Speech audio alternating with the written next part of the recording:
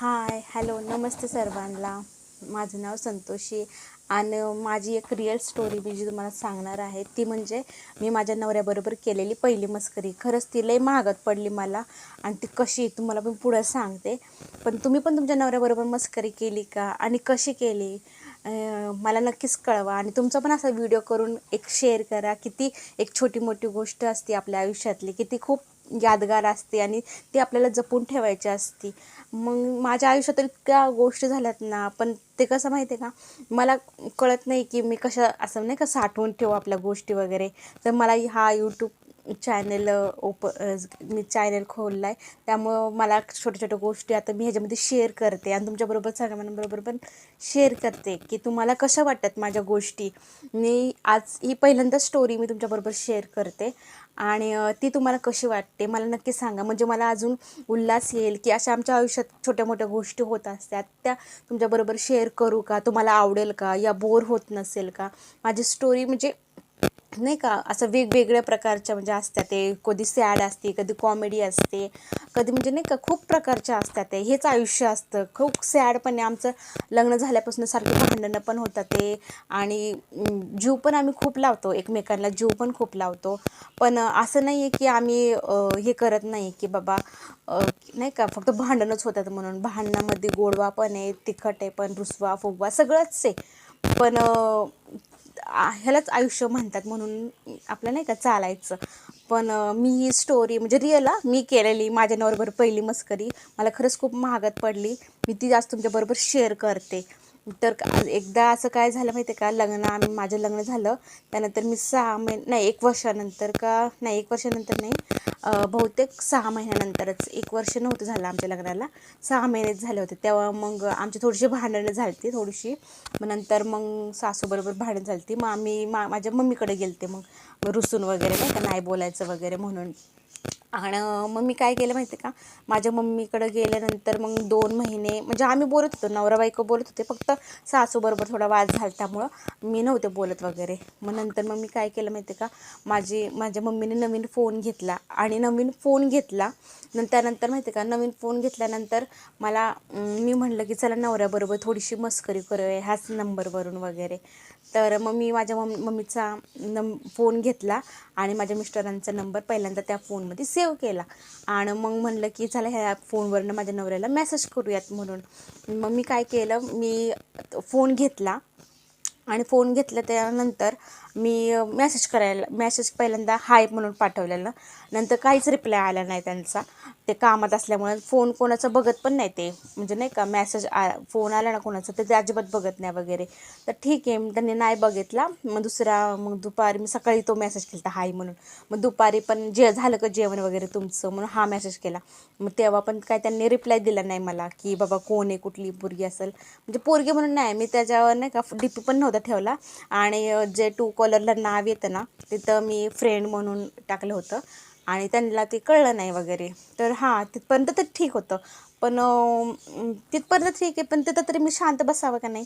तिथं पण माझा नवरा बोलला नाही म्हणून मी परत संध्याकाळी फोन केला, हाय जेवण झालं का, काय करताय, कसे आहात तुम्ही, मला अगोदर लग्नासाठी प्रपोज केलं तर आता तुमचा निर्णय बदलला का, तुमचं लग्न झालं का, मी असं मेसेज करायला लागले त्यांना. तर तरी पण त्यांनी मेसेज काय रिप्लाय दिला नाही. मग मी त्यांना म्हटलं आहो आय लव्ह यू, मला तुमच्याबरोबर लग्न करायचं आहे, तुम्ही माझ्याबरोबर करसाल का लग्न वगैरे, मला तुम्हाला भेटायचं आहे, तुमच्याशी लग्न करायचं आहे, तुम्ही काहीतरी बोला, काहीतरी रिप्लाय द्या वगैरे. तर त्यांनी त्याच्यावर पण काही रिप्लाय मला दिलेला नाही. तरी पण ठीक आहे जाऊ दे म्हणून वगैरे. नंतर मग काय झालं माहिती आहे का, नंतर मग मी म्हणलं आता माझा नवरा काय मला रिप्लाय देत नाही आणि माझ्याशी काही बोलत नाही आहे. मग ठीक आहे, मला खूप आनंद झाला की नाही का अनोळखी नंबर येत हाय हा तरी पण बोलत नाही वगैरे, ठीक आहे चालेल वगैरे असं. तर मग मी काय केलं माहिती आहे का, मी तो नंबर तरी पण तसाच ठेवला. नंतर मग मी काय केलं, नंतर 2 दिवस झाल्यानंतर मी अजून एकदा फोन मेसेज केला वगैरे, बोला की काय करताय वगैरे. नंतर मी माझा फोन केला त्यांना नॉर्मलमध्ये, काय कसे आहेत वगैरे. तर त्यांनी काय रिप्लाय मला हा व्यवस्थित आहे वगैरे असं तसं सांगितलं मला फक्त. नंतर तेव्हा मला सांगितलं की असा एक नंबर आहे म्हणले, मला सारखा त्या नंबरवरनं मेसेज होतो आहे, काय कसे काय हॅलो कशी आहेस काय करतो आहेस वगैरे, लग्न करायचं आहे असं तसं मेसेज होते वगैरे, तू पाहिला नंबर तर मला चुकीचं नको ठरवूस वगैरे नाही का असं त्यांनी मला इमानदारीने सांगितलं. पण त्यांनी ह्याच्या अगोदर पण मला सांगितलं होतं की त्यांना फेसबुकमधनं एका मुलीने, म्हणजे मुलगा होता तो, पण मुलगी म्हणून मेसेज करत होते कसं आहे. त्यामुळे माझा नवरा ह्या बारीने काय फसला नाही. मला ते डोक्यात माहीत होतं. तर म्हणजे नवरा काय असं फसणार नाही, त्याला वाटत असेल की मुलगाच म्हणते वगैरे. आणि काय त्यांनी रिप्लाय दिला नाही वगैरे. मग ठीक आहे, मी काय केलं, ते जाऊन दिलं, सोडून दिलं ते विषय. हा का, असं आहे का, मग तसं ते विचारले मी त्यांना, बोलले वगैरे. नंतर बोलल्याच्या नंतर मग मी काय केलं, त्यांचा बड्डे होता. कधी होता, 5 एप्रिलला होता त्यांचा 5 एप्रिलला बड्डे असतो त्यांचा. मग त्यांचा 5 एप्रिलला बड्डे असल्यामुळं मी आले त्यांच्या बड्डेला. म्हणजे सासूचं भांडणं झाली ते आम्ही काय बोलत नव्हतं, तरी पण मी माझी घरी आले इकडे त्यांचा बड्डे साजरी करण्यासाठी. म्हणलं संध्याकाळी परत जाता येईल घरी म्हणून. मग मी आले, बड्डे सेलिब्रेशन वगैरे केला.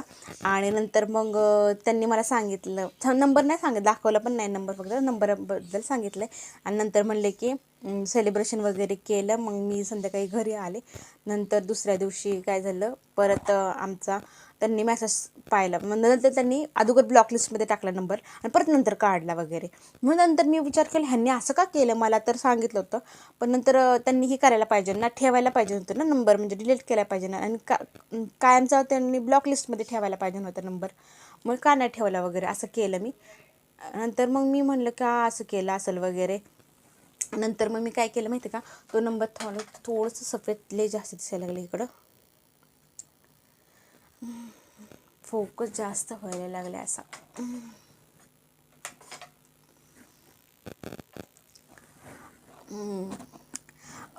नंतर मग मी काय केलं माहिती आहे का, 2 दिवस झाल्यानंतर परत एक मेसेज केला की हाय कसे आहेत वगैरे, मला तुमच्याशी लग्न करायचं आहे, तुमच्याशी बोलायचं आहे वगैरे, तुम्ही काय करता वगैरे. मग तेव्हा पण रिप्लाय नाही दिला.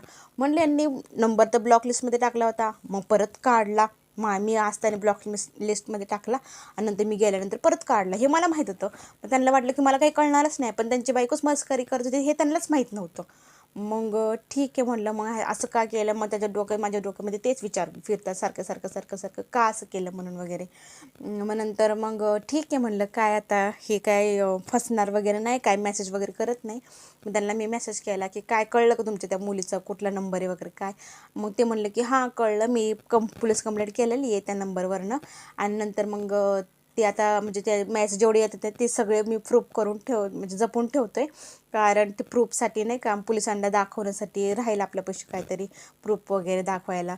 मग मी तेव्हा घाबरले की बाई ह्यांनी तर पोलीस कंप्लेंट केली आणि मला सांगितलं पण नाही म्हणलं. मग मी नंतर एक पण मेसेज केला नाही. नंतर 3-4 दिवस झाले मेसेज केला नाही. नंतर मग त्यांनी मला सांगितलं. नंतर मला तर असला घाम फुटला होता ना, काय सांगायलाच नको. म्हणली माझी मस्करीना लय महागात पडणार आहे मला. मग मी काय केलं, तो नंबर ना मी ब्लॉकलिस्टमध्ये टाकला ह्यांचा मम्मीचा मोबाईल म्हणून. मग नंतर म्हणलं की माझी मम्मीचा नंबर दिला आहे, म्हणलं माझ्या मम्मीला नको परत काय प्रॉब्लेम यायला म्हणून.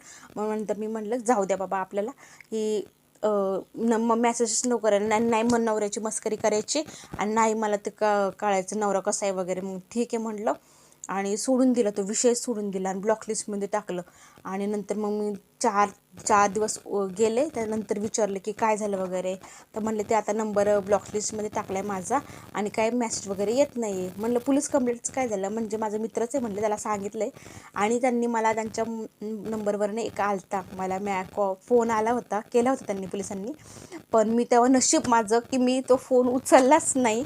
आणि म्हणजे थोडीशी मनामध्ये भीती होती की बाबा नाही का, म्हणजे असं नाही की मी उचलला नाही म्हणून, अनोळखी नंबर होता म्हणून उचलला नव्हता. नशीब उचलला असता तर मी फसलेच असते. पण तो मी उचललाच नाही फोन. नंतर मग तो उचलल्यानंतर मग मला असं कळलं की नवऱ्याने नाही का कंप्लेंट केले तर आहे, आणि आता काय करणार, ह्याच्यानंतर काय होणार आहे म्हणून. मग मी त्यांना हळूच विचारलं फोन करून वगैरे, त्या मुलीचं म्हणजे नाही का त्या नंबरचं काय झालं वगैरे, पोलीस कंप्लेंट केलेली त्याने महागारी घेतली का काय केलं म्हणून, येतो का अजून मॅसेज. तर ते म्हणणे मॅसेज तरी यायचं बंद झालेलं आहे, पण अजून काय माहीत नाही तिचं. त्या नंबरचं वरचं म्हणून. मग थोडीशी मनामध्ये नाही का भीती वाटली मला की काय सांगू का नको ह्यांना की रिअलमध्ये मीच मेसेज करत होते म्हणून. मग नंतर मी 2-3 दिवस गेले, त्यांनी नॉर्मलमध्ये झाले. मग त्यांचा मित्र म्हणला जाऊ दे आता येत नाही तर सोडून दे विषय वगैरे असं. मग त्यांनी मला सांगितलं जे त्यांच्याबरोबर बोलणं होत होतं ते मला सगळं सांगायचे, ते आज असं झालं म्हणून जाऊ दे म्हणले आता येत नाही तर सोडून दे विषय वगैरे. मग मला थोडंसं असं नाही का थोडंसं बरं वाटलं बाबा सोडून दिला विषय वगैरे. पण ठीक आहे मग म्हणलं आता एक तर मला खोटं बोलायला आवडत नाही आणि असं म्हणजे नाही का मनामध्ये पण माझ्या राहत नाही ना. आणि नंतर माझ्या पोटामध्ये दुखतं बाबा काय, आणि ते तर नवऱ्यापासून तर लपवलं तर ती गोष्ट वेगळी नाही, आज नव्हतं ते लगेच माहीत पण पडत असतं. मग म्हणलं की ठीक आहे काय करावं म्हणून. मग मी परत 2-4 दिवस उलटले. नंतर मग मी नॉर्मलमध्ये सांगितलं, हा मम्मीचा नंबर होता आणि मी मस्करी करत होते म्हणून सांगितलं त्यांना की मी म्हणलं बघावं तुम्हाला. मग ते म्हणले की बघितलं का माझी मस्करी करून कशी आहेस वगैरे. म्हणलं हो बघितलं, पण तुम्ही अगोदर फसला होता म्हणून या बारीने तुम्ही फसला नाहीत, नाही तर फसलाच असता म्हटलं तुम्ही, असं मी सांगितलं त्यांना. मग ते म्हणले की असं काय नाही आहे, मी कुठल्याही मुलीला मेसेज वगैरे करत नाही. मी म्हणलं हां अगोदर तर मी बघितले होते, मी त्यांचे मेसेज बघितले होते मुलींना बोलताना वगैरे. मग तेव्हा म्हणलं की त्यामुळेच मी फोन केला ना असाच मेसेज बघावं म्हणून. पण तुम्ही अगोदर फसला होता म्हणून तुम्ही ह्या बाऱ्याने फसला नाहीत. मग मी त्यानंतर म्हणलं कानाला बाबा खडा, त्यानंतर नवऱ्याबरोबर अजिबात मस्करी करायची नाही आणि जे आहे ते समोरासमोरच असं बोलून टाकायचं वगैरे. नंतर अशी नाही का लपवाछपवीची मस्करी तर अजिबातच करायची नाही म्हणून. हे मला लय महागात पडतं आणि ह्या बाऱ्यानंतर लयच महागात पडलं असतं मला. ही पोलीस कंप्लेंट दुसऱ्याकडं म्हणजे नाही का लय जास्त झालं असतं तर माझी मेसेज वगैरे. पण असं काही झालं नाही. अशी एक छोटीशी स्टोरी होती माझ्या आयुष्यातली. अशा बऱ्याच खूप साऱ्या स्टोरी आहे की हे आज झालं हे काल झालं म्हणून. पण एक छोटी मी तुमच्याबरोबर शेअर करते. ही पहिली स्टोरी आहे जी मी माझ्या नवऱ्याबरोबर केलेली पहिली मस्करी मला लय महागात पडली म्हणून. ही तुम्हाला कशी वाटली मला कमेंट करून नक्की सांगा. भेटूया पुढच्या स्टोरीमध्ये. तेव्हा तर चला बाय बाय.